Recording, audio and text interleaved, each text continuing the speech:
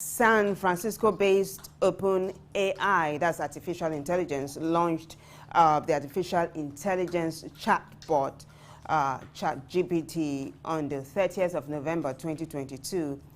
Industry watchers knew that a significant disruptor in the labor marketplace had arrived. Now, when we talk about disruptions in the marketplace and its implications on employment, what picture does it paint in your mind? Okay, well, it depends on how you look at it. When we're talking about disruption, I listened to your previous guests.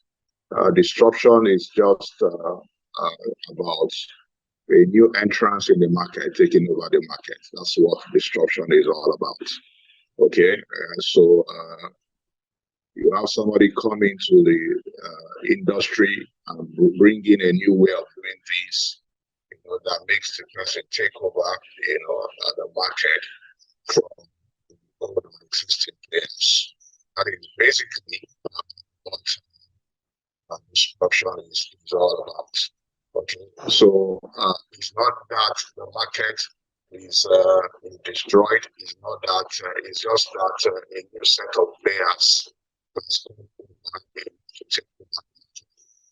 So in terms of how it affects if it affects productivity positively, what it means is that it's going to increase employment.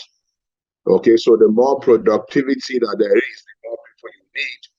It's just that, like you said before, it will need a new skill set, to be able to play in that industry. Basically, that's what it's all about. Could you give us all over again what you said about new entrants and how this will open the space? Okay, so what I've said was that disruption, it's basically when you have a new entrance into an industry because of innovation, takes over the market or takes over the industry. So what had happened is that the new entrant disrupts existing people and took over the market. Okay, and I said that when it comes to how it affects employment, if disruption increase productivity, it means that more hands is needed, okay, to meet the demands of the market. All right, okay. So in terms of correlation with employment, innovation, if it leads to meeting market needs, which will increase the demand for the product or the services, will actually increase employment. The only difference is that a new skill set is required to play in that market. That's just the difference. Yeah. So as long as you have people upgrade their skill set and be able to play in that new industry, what you are going to find out is that there are going to be employment. Now, what you said was an echo of the quote I did earlier on of Nikki Ved, who said, Nikki Ved is an international keynote speaker and corporate speaker on all things tech, innovation, and disruption. And he said that your job won't be taken by artificial intelligence, AI, but by someone who understands and knows how to use artificial intelligence. But listen to this, right? In the book, The Innovator's Dilemma, when new technologies cause great firms to fail. This was released in 1997 by Professor Christensen, and he delved extensively into disruptive innovations. And like I posed to Grace earlier on, recently there have been reports of students using ChatGPT for assignments. Now, Hyacinth, is there a possibility that these innovations, which you say are good, is there a possibility that there might be dark sides to it if misused? Okay, so what is the essence of innovation? The essence of innovation is to make things better or improve things, okay, for the final consumers. All right. So when people are going into innovations, the first thing is start with that there's a problem and you want to solve the problem for them. And basically the problem, the solution is to make things better for the final consumers. is to make things easier, is to make things faster, is to make things cheaper. These are the whole essence of innovation. Okay, so I mean, I don't see a downside to innovation as long as the whole essence is to improve things. So I mean, there are two ways to look at it. Okay, there are people who create innovations, and there are people who innovations are created for. Okay, so we can use the term the producers and the consumers. All right, so the producers are trying to make things better for the consumers. All right, so I don't see how making things easier for people, making things faster for people, making things cheaper for people, can have any negative effect. I heard the first question you asked, whether it will reduce the level of thinking. Okay, the fact remains that, all right, the standards are there, the standards are not reduced. Okay, but what innovation does is that it makes it easy for you to meet the standards. I think that's what innovation is all about. That was well put. Now, the World Economic Forum in the Future of Job report, April 30, 2023, stressed, among other things, that economic health and geopolitical trends have created divergent outcomes for labor markets. It also said technology adoption will drive business transformation in the next 5 years. That's similar to what you've been saying.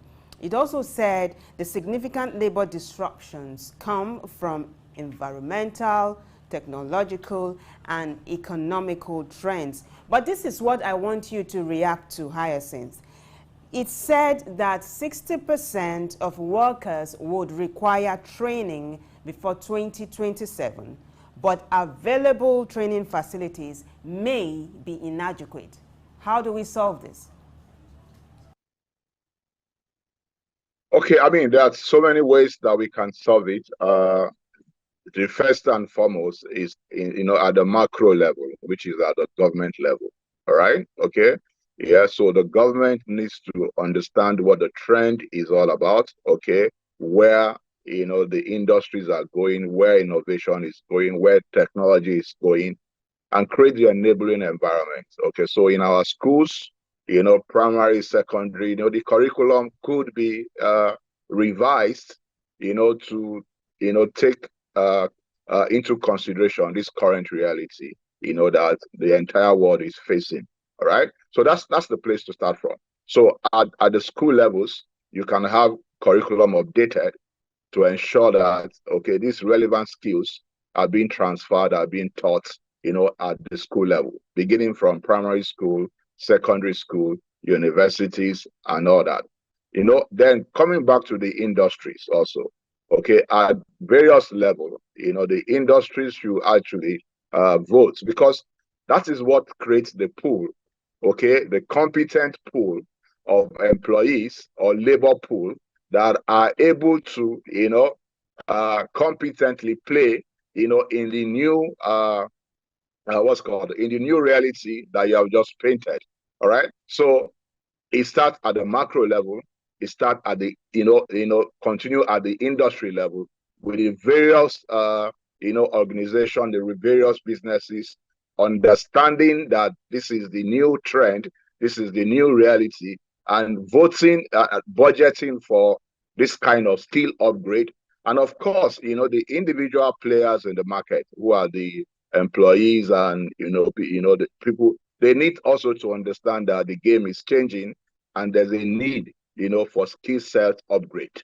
I think that's how we starting from the macro level, to the business themselves, to the individuals, recognizing that this is the trend, this is the skill that is required to survive the new trend, and everybody investing in it. Basically, that's what you need to do to address the skill gap that have been created by the new trend. Example of what you're saying is traditional taxi hailing services, which has faced significant competition and declining patronage due to competition from e-hailing services. I don't want to call names because that will be advertising brands. These e-hailing services have displaced several taxi operators, taking a considerable chunk of the market share in that segment. What should people like this do? Okay, I mean, basically, I mean, they have the resources, I mean, we know the trend that you're talking about. Okay, so what do you need to do? You have the vehicle. What has changed is that the improvement or innovation you talk about, all they introduce, okay, is just an app. Okay, right? And what does the app does? The app track, the drivers. The app ensures that there's a payment system that is trusted. The app ensures that the security of the passengers can be guaranteed as you can trace the passengers. So what does the taxi drivers needs to do? Okay, one is that they have what it takes to be play in that market. They have the vehicle. They only need to ensure that their vehicle is in a good state. It has air conditions, it meets the standard, and get a smartphone, know how to use the app, and that's how you need to do it. So there's an adaptation that is required, and it's an easy adaptation because you already have, what it takes, to play in the new market. For example, you have the vehicle, okay, because the app owners or the people that brought the innovation, they don't buy vehicle. They use the vehicle of existing, the vehicle of people. Okay, so what you need to do, upgrade your vehicle, upgrade your skill, get a smartphone, know how to use the app, because what that does also, it will increase your business because it gives you access to more customers. Instead of parking somewhere, waiting for a customer or driving around, hoping that somebody will flash you down, to hire you, at the comfort of parking somewhere, somebody will come into your app, and ask you to come and pick him. So, I mean, there's targets, you can actually be more effective and use your time better and use your fuel better. So what you need to do is just upgrade your speed, adapt your vehicle, get a smartphone, and you're in business. Well said, Hyacinth. Now, a 2016 World Bank report estimates that 66.6% of jobs in developing countries may face redundancy due to digital innovations. Now, the report indicated that low to middle skilled administrative and routine employment might be affected, stressing that 40% of jobs in Nigeria could be affected due to automation of work processes. This was a report put out by the World Bank in 2016. Does the reality today match this report in your estimation? Well, I mean, the reality has always been obvious. It didn't just start today. We give you an example. We can start from things like typewriter. Okay, the people that are typists, that's long ago. Okay, that didn't upgrade their job were taken away. If you go further, okay, we have the postal system, which was largely ineffective. Today, you have email system that are disrupted that. Okay, so I mean, it's a trend that has been there, and as technology innovation progresses, we're going to see more of that trend, not just in Nigeria, but all over the world. So, like, I mean, you quoted that it is not AI that will take your job, but it's the people that have the skill of AI that will take the job. So it's not basically the technology, it's not basically the innovation. It's people's inability to adapt and upgrade their skills based on current reality. Okay, so that's what is going to take the job. The trend has always been there, and it will continue to grow. All right, so the skills of yesterday will not be relevant for the future, will not be relevant for tomorrow. I think that's just the message. Upgrade your skills, know what the tomorrow skills is all about, and prepare yourself ahead so that you continue to be relevant, okay, as technology innovations, progresses. Now, what we're doing is putting out these reports that were conducted and put out by professional bodies, and then match it with realities on ground, right? So this is another report that was done in 2018 by the International Labour Organization. It said that in their inception report tagged ILO Global Commission on the Future of Work, they made several significant findings on the future of work. and they said AI, robots, and computers will take over lots of jobs because of innovations, right? The report further argued that digital technology will be an essential factor for the future of work, stressing that job quality, for example, will depend extensively on an employee's ability to use digital technology in the workplace effectively. Hyacinth, for example, during the COVID-19 pandemic, those who were not skilled digitally couldn't work remotely, right? Yeah, I mean, we are saying the same thing over and over again. Yeah, technology disruption will require a new set of skills, and if you don't have the skills, you are not going to be relevant. Okay, all right. Yeah, so it is not that the disruption will take away jobs; it will create new set of jobs. For example, okay, people are manufacturing the robots. The robots did not vomit itself. It was manufactured by people. So the robot industry will require a new set of skills for people to play in that industry. Okay? Yeah. So while it is taking out, okay, normal operational jobs that the robots are coming to take over, okay, there are jobs about, create in the industry of creating the robots is also, what's called, is giving, is making provision for more jobs. So what is required? You need to progress or upgrade yourself from the skills of those manual work to how to play in this new industry that is creating new jobs. So always, okay, technology will make some job redundant, but it will open up new opportunities that require new set of skills to play and take advantage of those new opportunities. As you're such a proponent for disruptions and innovations in the marketplace, I'd like to ask, though, how have you cashed in on innovations and disruptions in the marketplace, especially in your company, Valor Credo? Okay, so in my company, Valor Credo, what we do actually is that we help startups to innovate. Okay, so we help people, because like I told you before, one of the challenges that we have in the industry, in the markets about innovation is to, first and foremost, innovation is a discipline, okay, and is a process. All right. So there's an ideation process that most players in the market don't understand. Okay. And that's where, so we're not just using innovation, we're helping people to develop products that disrupt the market.